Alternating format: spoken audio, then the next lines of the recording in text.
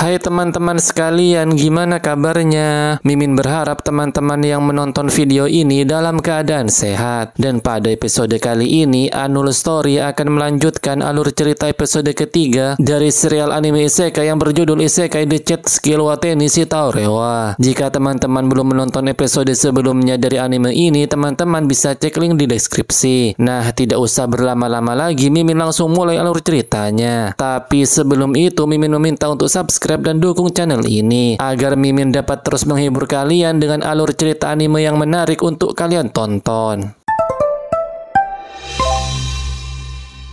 Scan diawali saat Yuya sedang menyetrika bajunya. Dia kemudian mengkhawatirkan seorang gadis yang dia selamatkan saat berada di isekai. Namun Yuya merasa tidak perlu khawatir karena gadis tersebut telah ditolong oleh prajurit yang datang. Setelah itu, karena Yuya tidak memiliki baju dan hanya memiliki kemeja warna putih, dia kemudian memutuskan untuk membeli baju. Mumpung saat ini dia memiliki uang. Setelah itu, ketika Yuya berada di mall, dia telah menjadi pusat perhatian semua orang di sana karena Yuya memiliki wajah yang tampan seperti seorang idol. Yuya yang merasa menjadi pusat perhatian membuat dia bergegas untuk membeli baju. Scan kemudian berpindah. Seorang fotografer yang bernama Hikaru sedang memarahi manajernya karena model yang dia minta tidak datang sampai saat ini. Tak lama setelah itu, manajernya mendapatkan telepon dari model yang ditunggu Hikaru dan memberitahukan bahwa dia sedang berangkat ke tempat ini. Hikaru semakin marah karena mengetahui bahwa manajernya hanya berbicara lewat chat tanpa menelpon langsung dengan model tersebut. Hikaru kemudian memberitahukan bahwa sesi pemotretan tidak bisa dilakukan tanpa model cowok karena tema pemotretan kali ini tentang belanja bersama pacar keren di akhir pekan yang manis. Terlihat juga seorang model wanita bernama Miu yang telah siap sejak tadi pagi. Melihat keadaan seperti ini membuat Hikaru akan memakai trik rahasianya, yaitu dengan mencari cowok lain di mall ini. Di sisi lain, Yuya yang melihat baju merasa kebingungan saat hendak memilih baju yang cocok untuk dia beli. Tak lama setelah itu datang dua orang wanita yang menghampiri Yuya. Yuya merasa bahwa dua wanita tersebut akan menawarkan hal aneh kepadanya. Namun ternyata kedua wanita tersebut menawarkan diri untuk menemani Yuya berbelanja. Tapi karena Yuya harus menolak penawaran tersebut membuat dia memikirkan kata apa yang sopan untuk menjawab wanita tersebut agar tidak menyinggung mereka. Yuya kemudian mengatakan bahwa dia ada urusan lain setelah ini. Mendengar jawaban dari Yuya membuat kedua cewek tersebut hanya terdiam, kemudian histeris dengan ketampanan yang dimiliki oleh Yuya. Setelah itu, saat Yuya hendak turun melalui eskalator, dia tidak sengaja berpapasan dengan Hikaru. Hikaru yang melihat pesona dari Yuya membuat dia tersadar bahwa Yuya merupakan model yang saat ini dia cari. Hikaru kemudian menemui Yuya dan mengatakan maksud dan tujuannya. Yuya kemudian menerima tawaran dari Hikaru karena dia merasa harus membantu orang yang membutuhkan pertolongan.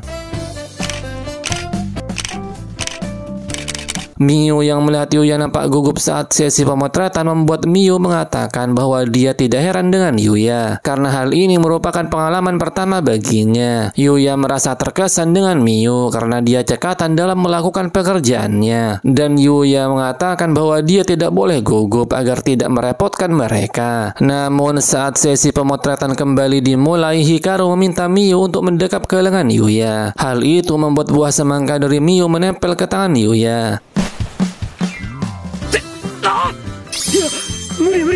Tak hanya itu, Hikaru juga meminta agar Miu melingkarkan tangan ke leher Yuya.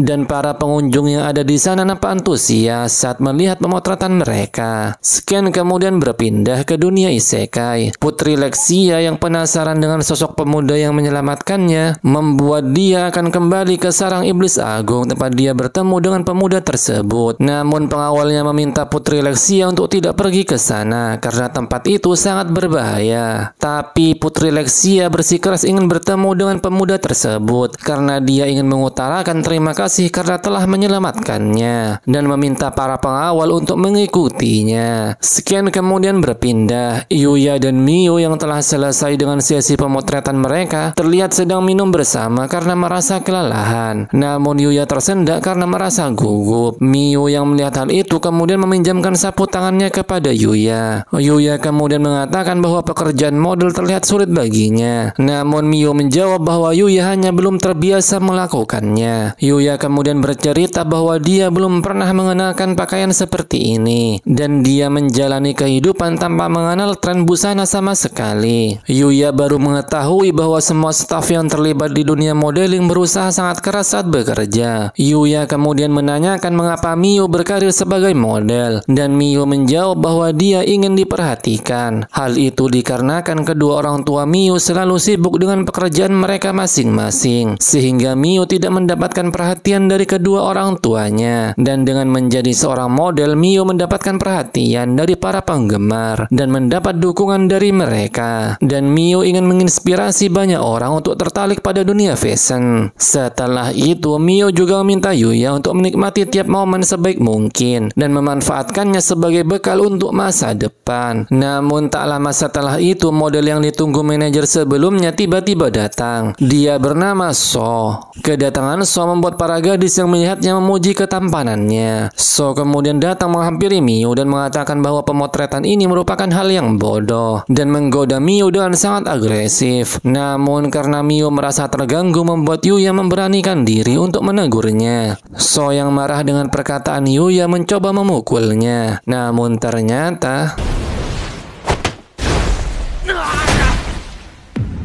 Yuya merasa bahwa gerakan dari So terlihat sangat lambat baginya. Tapi Yuya yang menyadari bahwa bantingannya lumayan keras membuatnya merasa takut akan dihujat karena membanting cowok tampan. Namun ternyata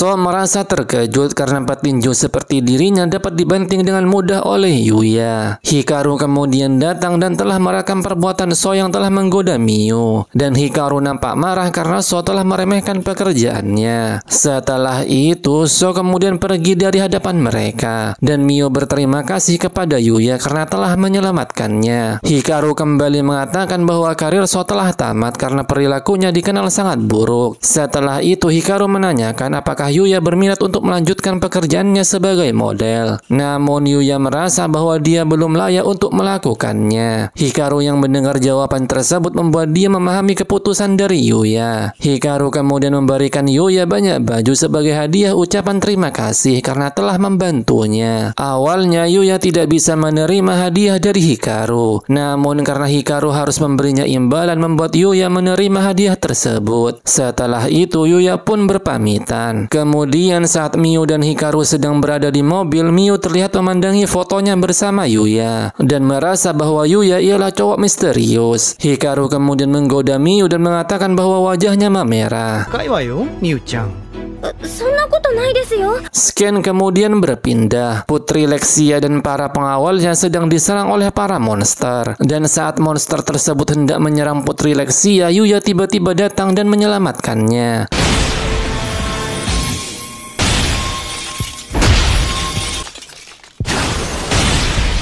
Putri Lexia kemudian menghampiri Yuya dan meminta Yuya untuk menikahinya.